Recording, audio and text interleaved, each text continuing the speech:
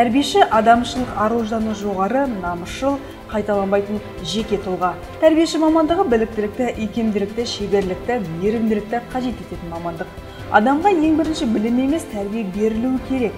Тәрбиесіз берілген білім адамзаттың қас жауы деген екен ғұлама ғалым Әбу-Насыр Әл-Фараби.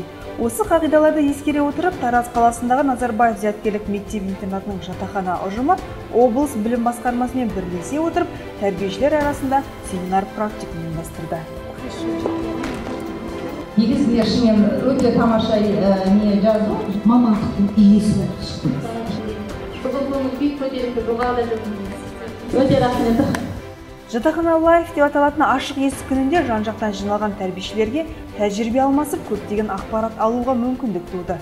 Шараның басты мақсаты тәрбиешілердің шығармашылық бейімін дамыта отырып, қызығушылықтарын ояту. Бұл семинардың берері біздің облыс көлеміндегі жатақхана типтегі тәрбие беру білім орындарына берері өте көп екені бірінші қадам басқанымыздан ақ байқалып отыр.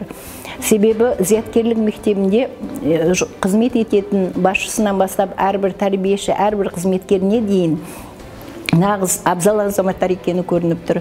Сөйлеген сөзі, сөз мәдениеті, жүріс мәдениеті, тұру мәдениеті, балалардың өзінің ұстанымы нағыз рухани байлыққа байытуға өте кең жол ашып отыр екен. Семинар практикумда қонақтарға арнап көптеген іс-шаралар ұйымдастырылды. Көңілді нота, суреттер сөйлейді сынды ойын түрлері, түрлі тақырыпта арнайы сабақтар өткізілді.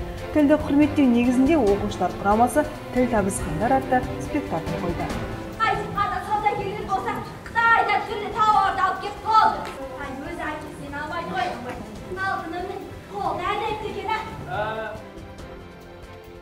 Он саусағынан өнер тамған тәрбиешілеріміз қол өнердің түр-түрімен таныстырды, практика сабақтарын жүргізді.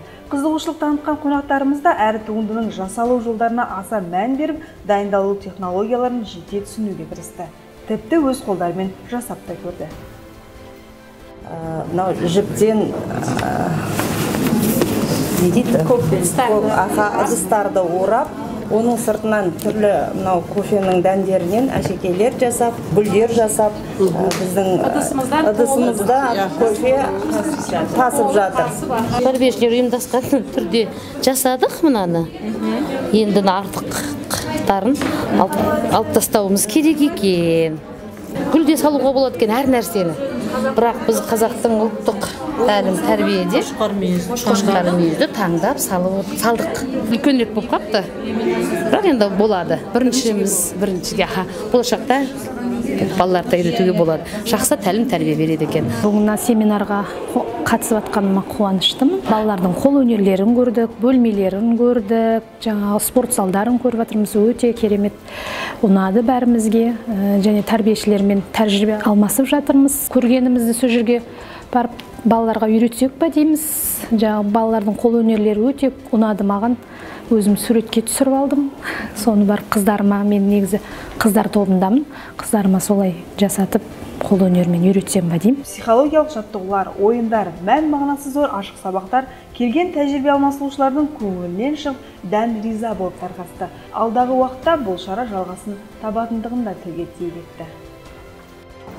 Жақсы ұйымдастырылған, өзекті мәселелер қозғалған, отбасы, мектеп, жатақхана, қазіргі таңдағы бала тәрбиесіндегі ең үлкен рөлді атқаратын үлкен мекемелер туралы нақты ойлар, пікірлер, шеберлік сыныптар жақсы ұйымдастырылған. Қазіргі таңда болған жатақханада өткен шеберлік сыныбындағы балалардың қолмен жасайтын дүниелерінің барлығы тәрбиешілердің өздерінің жан дүниесінен шығып жатыр. Өте жақсы іскер тәрбиешілер ұнады.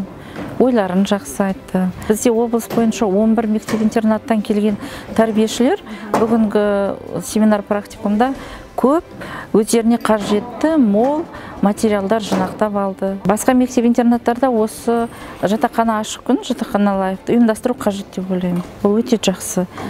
Шеберлік сыныптар арқылы іс тәжірибе алмасу керек.